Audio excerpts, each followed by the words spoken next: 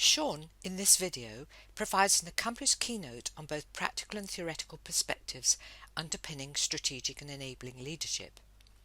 Its aim is to develop understanding about the relationship between critical companionship and person-centered leadership. Whilst the initial focus is influenced by nursing, the relevance and value of these insights are beneficial to all healthcare professions.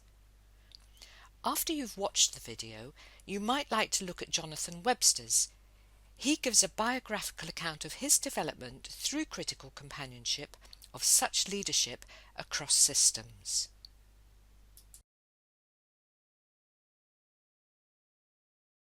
Hello, my name is Shaun Cardiff and I would like to talk to you briefly today about my take on leadership in relation to critical companionship. That relationship won't be made explicit in this e-clip, but it will give you the opportunity to think about it and start reading some literature to help you understand what the links and the differences are. Critical companionship emerged from Alison Binney and Angie Titchin's amazing action research study on developing person-centered nursing practice.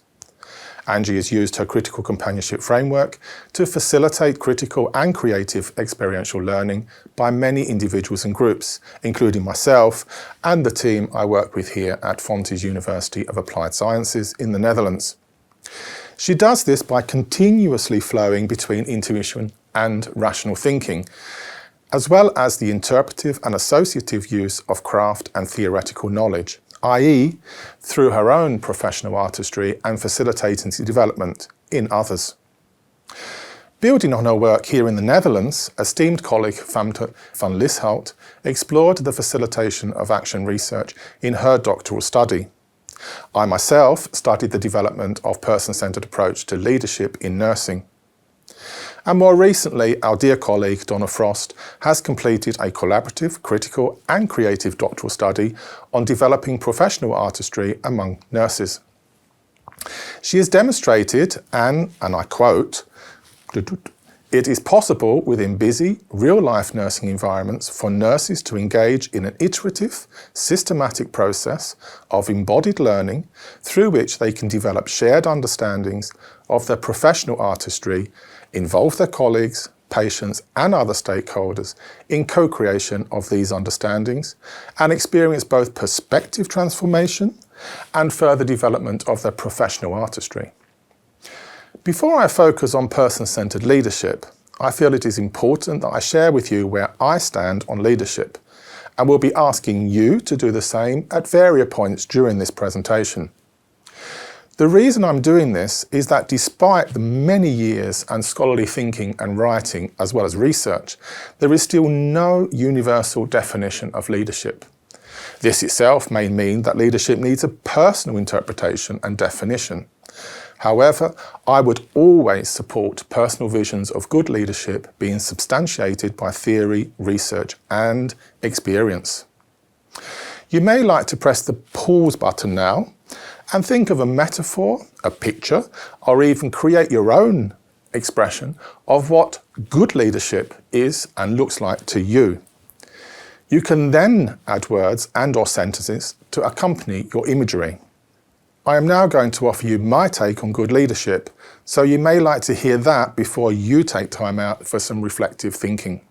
I love this image. It's a piece I had commissioned to show leadership as a dance. What it says to me is that leadership is a practice. It's something that all of us can learn and grow better at. It is not a task or limited to particular job titles, and it manifests in relationships. This is important because Creveni et al. Say that it's not enough that leadership can successfully be shared between two or more co-leaders, or that it is about interaction between leaders and followers. We need to redefine leadership in terms of processes and practices organised by people in interaction. So I see leadership as a relational practice. It's all about influence and is embedded in complex social environments. So it is continuously being formed and reformed. I also use this image to show this influencing. What you see is not only I, leader, influencing you, the associate or the person being led, but also how we can influence the context around us. However, you should also note there are double-ended arrows of influence. This represents the idea that the influence is bi and not, as many presume, unidirectional. As I want leadership to be a moral practice too, I encourage leaders to recognise this reciprocity and consciously search for that power with, rather than power over others when exerting influence. In doing so, leadership may begin by one person deciding to unite others or with others and enable collaboration towards a shared purpose. But as the practice, the situation and the context continues to grow, so too may the number of people engaging in leadership practice. This is why, if you look carefully at the painting and lose outdated assumptions that the male always leads, you will see from this snapshot of their performance that their positions or their stances not only look good, they are only possible through the enablement of the other person. There is mutuality and reciprocity within the relationship. I would also like to point out that whilst there are two people in this image, at that moment in time, there could just as well be 20 people, all engaging or dancing with each other to co-create a unique performance, that shared purpose. This unification of people to work towards a shared purpose is what I associate with strategic leadership. It's here again where I see subtle differences between leadership and facilitation. When taking the lead, a leader's line of sight will continuously move between people in the here and now and that infamous dot on the horizon, where they want to lead others towards. They need to be able to articulate what it is and align it to the viewpoints of others. As alignment grows, so too will the shared purpose. Working towards this shared purpose is a relational practice, as I've said. So in our thinking about how to achieve the shared purpose, we then need to think about what this means in our life world, the world of immediate experiences, activities and contact with each other. The key question is, what can I or what can we do to realise our goals? As I mentioned earlier, we are embedded in contexts of structures and cultures which both influence our being but are also influenced by our being in relation with others. Ideally, this systems world should be so designed as to support the life world in achieving purpose. Whilst the philosopher Habermas uses the terms life world and system world and warns us of the dangers of a system world dominating the life world, Walter Hart uses the terms to show how organisations wanting to transform their service and achieve their purpose should start by clarifying and clearly articulating their purpose. Then move to thinking about what this means for the life world, before looking at how the systems world can be structured and cultures to develop to support the life world in realising that purpose. He also reveals how organisations or organisational leaders all too often start by looking at the systems world and then lose focus of the purpose and thereby creating context not conducive to a life world that enables the realisation of that purpose. You may like to press the pause button here again and take some reflective time out to contemplate what I've just shared. To help you, think about how you and other strategic leaders have been working towards one or more strategic aims. Did it start with identifying a shared purpose before exploring the requirements of the life world and how the systems world can support its achievement? Or was the tendency to continuously start thinking about structures and culture first before moving on to the everyday world of interaction and purpose? As well as strategic leadership, we often speak of enablement in practice development.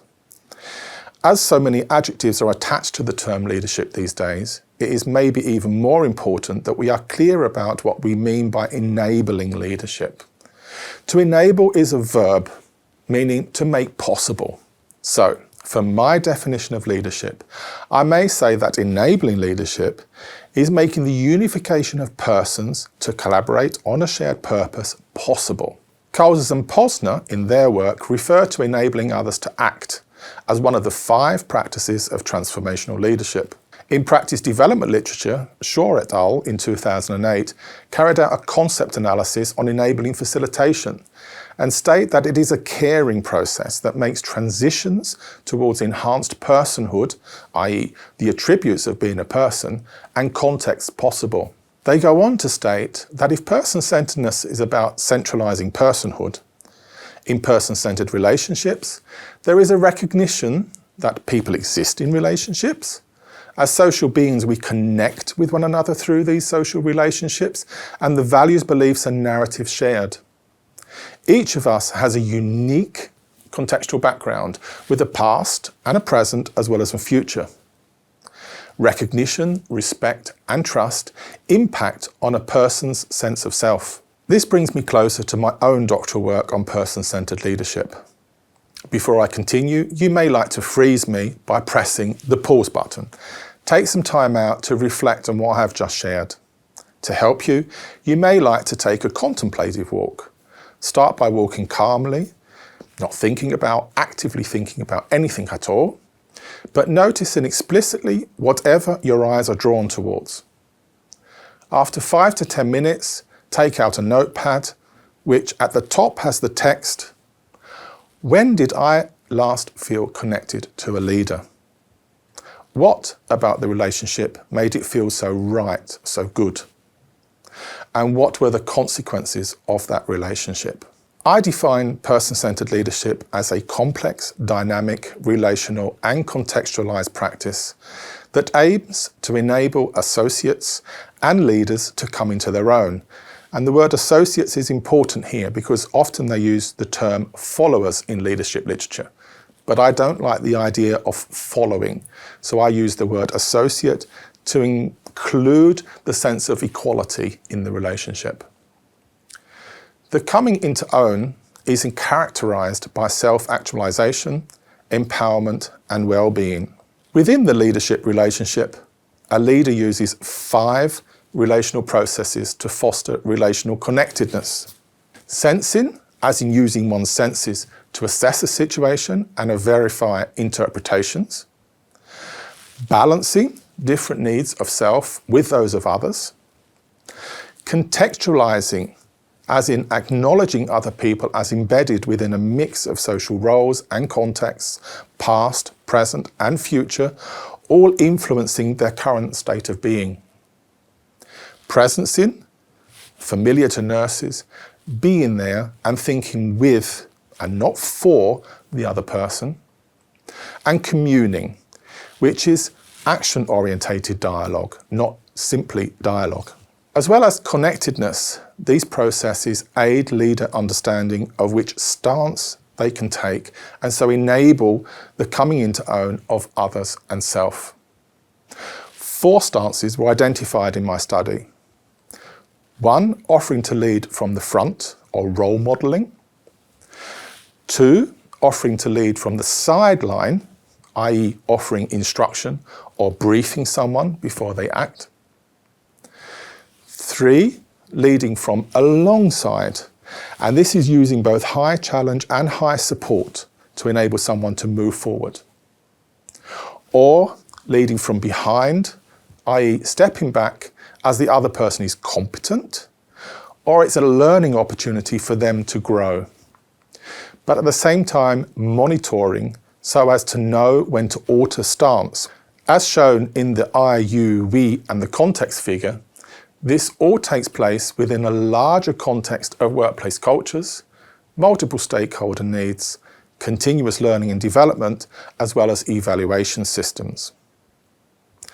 And so I come back to the same image of leadership, this time with the title of An Argentine Tango on the Beach. The Argentine Tango, because it is a ballroom dance where there are steps to be learnt, but there is no fixed pattern. The steps are used in a continuous flow of response to one another, the music and the context within which they are dancing. It too is complex, dynamic, relational, and contextualized. This brings me to a close. I hope you have enjoyed this e-clip. As a closing exercise, I would like you to consider these, what I call fundamental leadership questions. What are you leading? This can be generally or at a specific moment in time. Who are you leading? Where do you want to lead them to? Why you and why there? How are you leading them? And how will you know what the impact is of your leadership? Thank you.